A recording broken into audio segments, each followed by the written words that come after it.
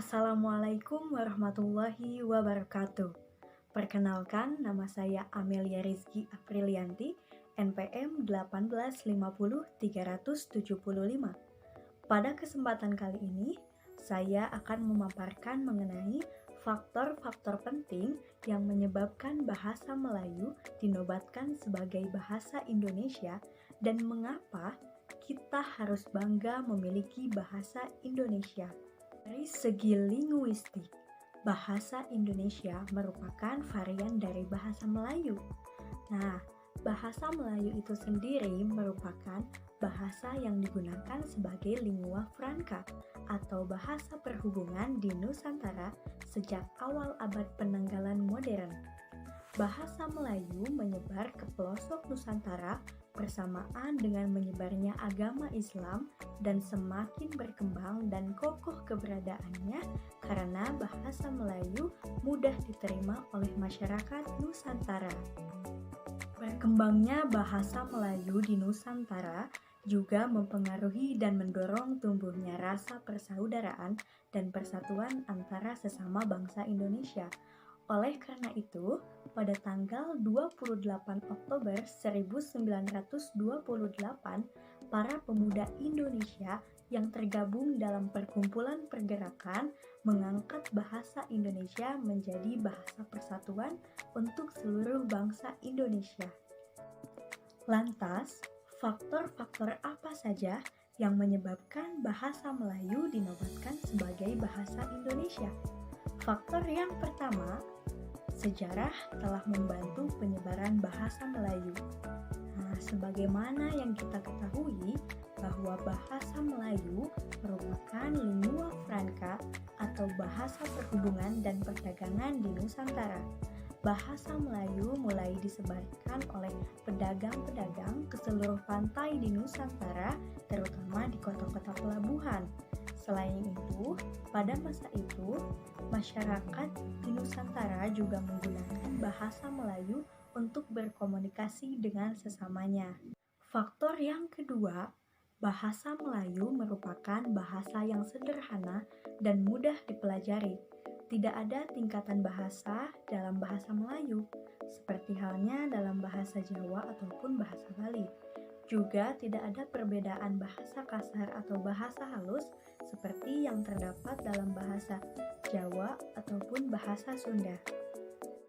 Faktor yang ketiga yaitu faktor psikologis. Berbagai suku bangsa di Indonesia secara sukarela menerima bahasa Indonesia sebagai bahasa nasional.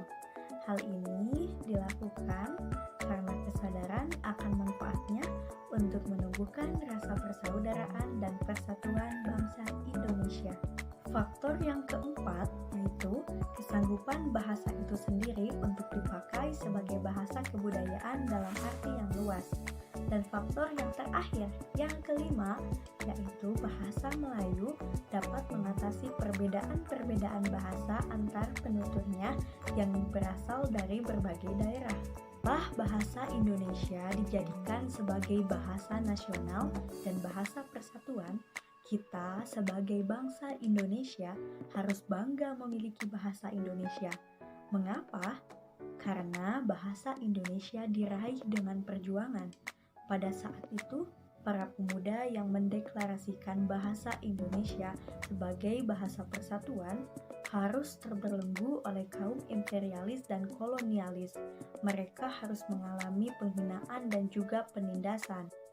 Nah, ketika keberanian itu muncul, mereka langsung mendeklarasikan bahasa Indonesia sebagai bahasa nasional untuk mengangkat harkat dan martabat bangsa Indonesia.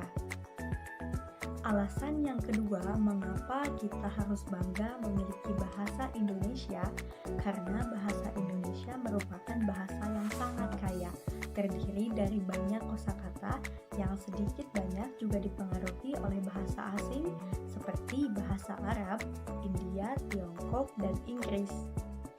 Selain itu, bahasa Indonesia juga dipelajari oleh bangsa lain. Tak hanya di dalam negeri, bahasa Indonesia juga dipelajari oleh banyak negara di dunia.